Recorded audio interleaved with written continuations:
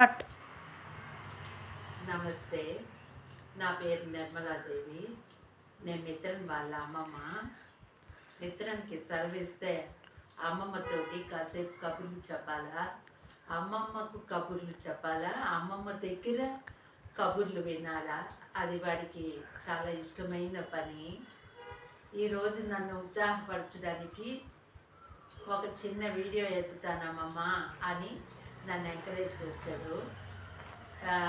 ఏం విషయము అని చెప్పే ముందుగా ఈ వీడియో నా యొక్క యూట్యూబ్ ఛానల్ని సబ్స్క్రైబ్ చేసుకోండి, మాకు ఉత్సాహాన్ని కలిగించండి.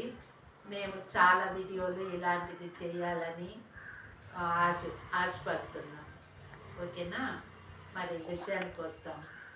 ఏంటంటే మనము ఎన్నో పుస్తకాలు చదువుతూ ఉంటాము, ఎన్నో విషయాలు వింటూ ఉంటాము. అయితే మన మనసులో అన్ని విషయాలు నిలవవు. ఎందుకు నిలవదు అంటే వాటి మీద మనకి కుతూహలం లేదు. అలా కాకుండా మనము మన విషయాలని మరచిపోకుండా జ్ఞాపకంగా ఉంచుకోవాలి అంటే ఆ విషయం పైన మనకి శ్రద్ధ అనేది ఉండాలి. అలా శ్రద్ధగా విన్నప్పుడు ఆ విషయాన్ని మన మనసులో అలాగే రికార్డ్ అయిపోతుంది. దాన్ని ఎప్పటికీ మనం మర్చిపోం. కాబట్టి ఇప్పుడు ఒక విషయం చెప్తాను. ఏంటి అంటే తమిళ్లో తిరువళ్ళువర్ అనే కవి ఉన్నాడు.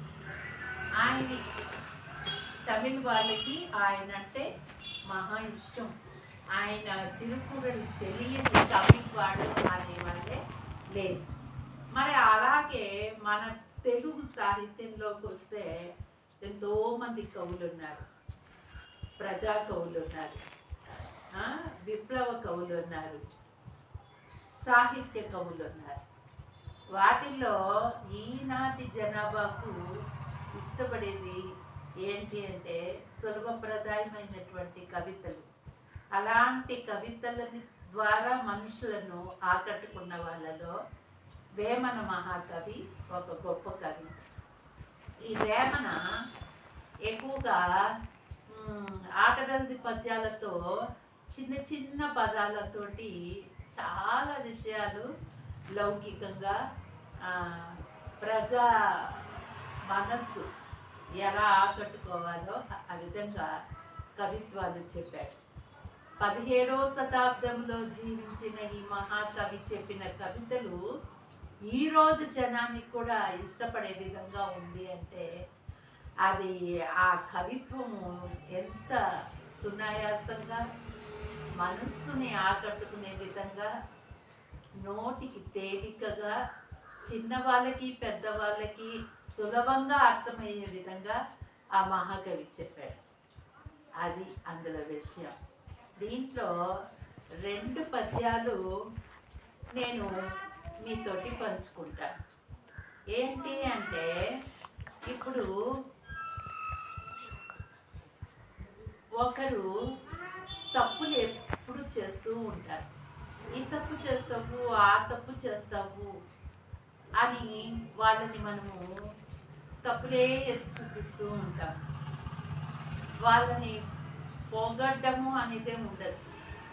ఆ తప్పు చేసింది ఒక్కసారి అయితే కూడా అదే ఎత్తి ఎత్తి చూపిస్తూ ఉంటే ఆ మనిషి మనసు కృంగిపోతుంది, దేని మీద ఆసక్తి ఉంటుంది. అది పోగొట్టడానికి కవుల్లో ఒక కవి ఏం చెప్పాడు? తప్పులెన్నువారు దండోపదండంబు ఊర్వి జనుల కల్లా నుండు తప్పు, తప్పులెన్నువారు తమ తప్పులెరుగరు విశ్వదాభిరామ వినురవి. మనం ఇలా చూపించి నువ్వు తప్పు చేసావు అనే అప్పుడు ఈ 3 ఫింగర్స్ నిన్నే కదా చూపెడుతుంది. నీలో ఉన్న తప్పును కూడా నువ్వు ఫస్ట్ సర్చ్ చేసుకో, ఇంకోళ్ళ తప్పును నువ్వు ఎత్తుతూ చూపెట్టక అనేది ఇందులో విషయం. ఎంతోమంది తప్పుల్లో నీ తప్పు నువ్వు ఫస్ట్ సర్చ్ చేసుకున్నావంటే, అందరూ వాళ్ళ తప్పుల్ని సర్చ్ చేసుకున్నారంటే సరిపోతుంది. ఇంకొకళ్ళని తప్పు చేసావు, నువ్వెందుకు వేలెత్తి చూపెడతావు అని చాలా సులభంగా అర్థమయ్యే విధంగా ఈ మహాకవి చెప్పారు. అలాగే ఒక పిసినారి ఉన్నాడు. ఆ పిసినారి ఇంటికి వెళ్ళి డబ్బు అడిగితే ఆ డబ్బు ఇయ్యడు. ఇచ్చినా కూడా ఏడుస్తాడంట. ఎందుకు ఏడుస్తున్నావు అంటే, అయ్యో డబ్బులు పోయిందే, డబ్బులు ఇచ్చేసానే అని బాధపడుతూ ఏడుస్తాడు. ఒకసారి పొద్దుగూరులో ఒక ఆయన చనిపోతే వాళ్ళు చందాకు వచ్చారు. ఆ పిచ్చినాటి దగ్గరికి వచ్చి, బాబు మాకు సహాయం ఇవ్వు, ఇలాగా మాకు డబ్బు ద్వారా కొంచెం ఇబ్బందిగా ఉంది అని అడిగితే, కట్టె కోలలకి డబ్బునిచ్చి వెచ్చమాయనే అని వెక్కి వెక్కి ఏడ్చు అని అంటారు. డబ్బులు ఇచ్చేసి అయ్యో వృధాగా పోయిందే డబ్బులు అని వెక్కి వెక్కి ఏడుస్తున్నారు. అవతల వాళ్ళు ఏమనుకున్నారంటే, మన కష్టాన్ని విని ఈయన బాధపడిపోయాడు, ఏడుస్తున్నాడు అనేసి అనుకుంటున్నారంట. కానీ డబ్బులు ఇచ్చేసి ఆ డబ్బులు ఖర్చు అయిపోతున్నదే అనే బాధతో మనసులో పెట్టుకొని ఏడుస్తున్నాడు అని ఆంతరింగిక భావం. ఇలాగా ఇందులో హాస్యము ఉంది, అదే టైంలో నీతి ఉంది అన్నమాట.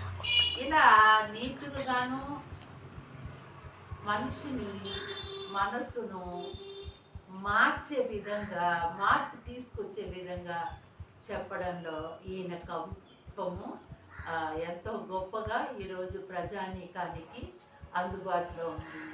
మనం ఏదో పరిహాసంగా అయినా కానీ, లేకుంటే పొద్దుపోయేదానికైనా కానీ ఇలాంటి పద్యాలు చదువుతూ ఉంటే చాలా ముచ్చటగా, ఆనందంగా, మన మనసుని కడిగేసే విధంగా చాలా సంతోషంగా ఉంటుంది అని అనిపిస్తుంది నాకు.